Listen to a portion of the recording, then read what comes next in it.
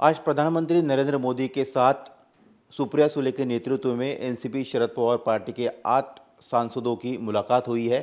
इस मुलाकात को लेकर हमारे साथ बात करने एनसीपी शरद पवार पार्टी के राष्ट्रीय प्रवक्ता महेश तपासी जी है। तपासी साहब, जो जिस प्रकार से मुलाकात हुई, प्रधानमंत्री को आपके सांसद सुप्रिया के नेतृत्व में जाकर मिले, किस तरह से देखते हैं मुलाकात में और उसमें क्या बातें हुई?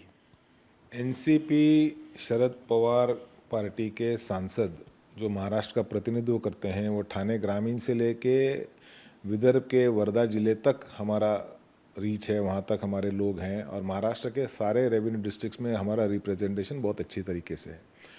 जो मुलाकात देश के प्रधानमंत्री नरेंद्र मोदी साहब के साथ सुप्रिया के नेतृत्व में हमारे सांसदों ने ली, वो महाराष्ट्र के मुद्दों को लेकर थी।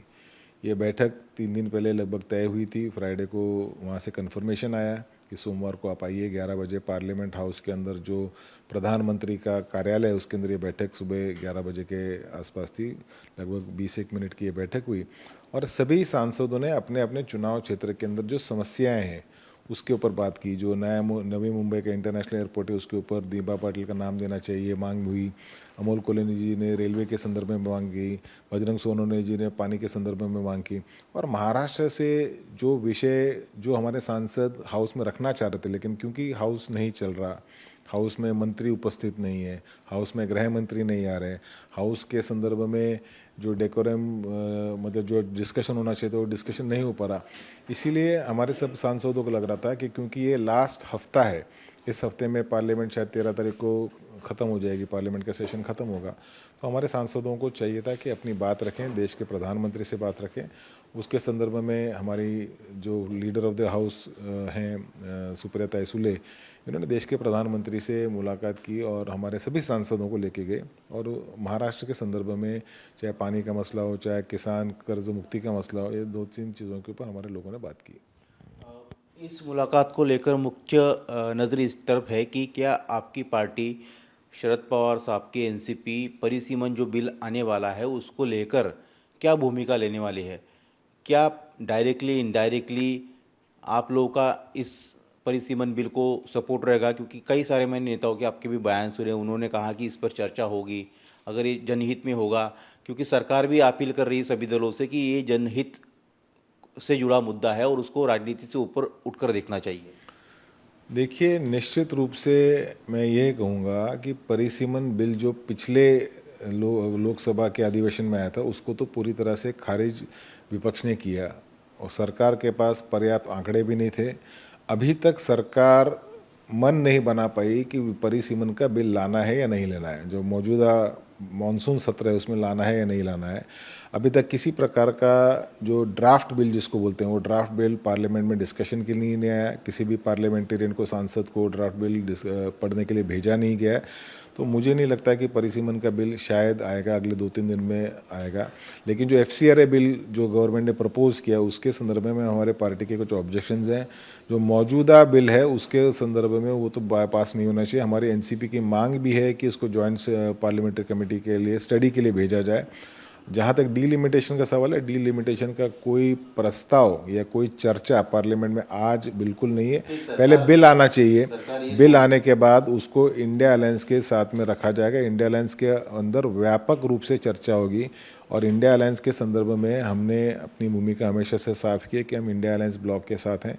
जो भी बिल आता है उसको इंडिया अलायंस में रखा जाता है। आज भी सुबह प्रधानमंत्री से मिलने के पहले हमारी सांसद सुप्रिया सुले खरगे जी के कार्यालय में, जो लीडर ऑफ द ऑपोजिशन है राज्यसभा में, वहाँ पे इंडिया अलायंस के लोगों की जो बैठक थी उसमें 10 बजे मौजूद थी। हमारे सांसद भी कुछ मौजूद थे और वहाँ से वो प्रधानमंत्री से मिलने 11 बजे के आसपास पार्लियामेंट कॉम्प्लेक्स में पहुँचे।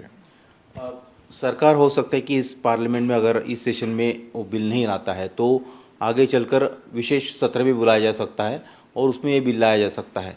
तो उसको लेकर क्या कोई भूमिका है, पार्टी के अंदर कोई चर्चा है परिसीमन बिल?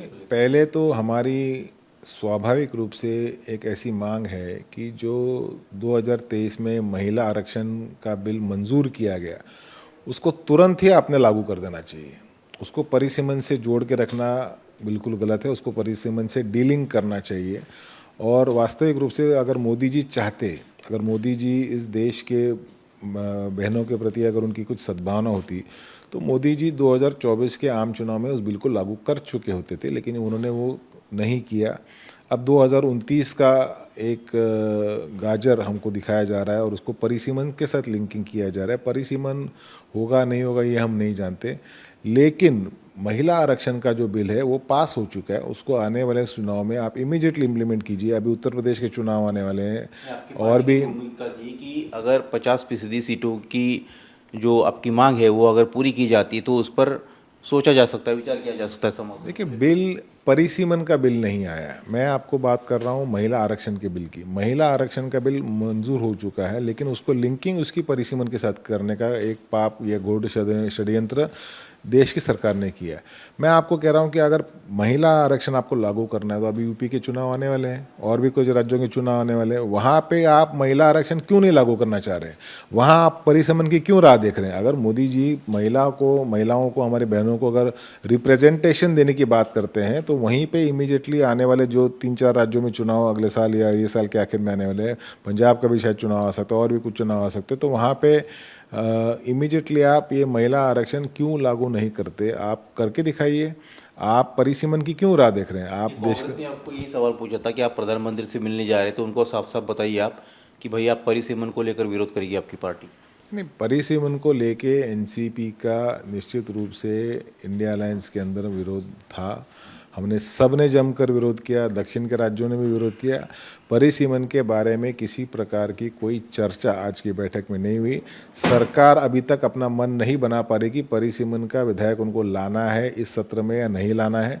क्योंकि हाउस में पूरी तरह से लॉकजाम चल रहा है, डेडलॉक चल रहा है, और ये डेडलॉक छूटने के लिए इनकम टैक्स के अमेंडमेंट्स के संदर्भ में कुछ बिल हैं, FCRA के संदर्भ में कुछ बिल है, इसके ऊपर चर्चा होने की आवश्यकता है।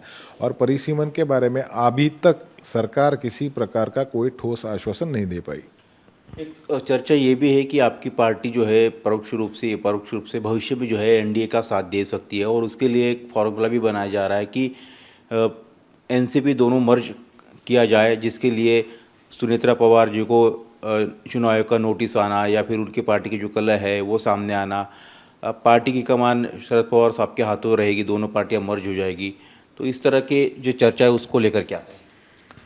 एनसीपी शरद चंद्र पवार साहब की पार्टी, या एक ही पार्टी जब थी तब से 2014 से हम सरकार के बाहर हुए, और तब से इस प्रकार की मीडिया में अटकलें लगाई जा रही है कि एनडीए को हम समर्थन करेंगे। 2014 का चुनाव हो गया, 2019 को चुनाव हो गया, 2024 का चुनाव हो गया। शरद चंद्र पवार साहब के नेतृत्व वाली जो पार्टी है वो आज भी इंडिया अलायंस के साथ है। किसी प्रकार का राजनीतिक समझौता हमने भारतीय जनता पार्टी या एनडीए के साथ नहीं किया, ना 2014 में किया, ना 19 में किया, और ना ही 24 में हमने किया है।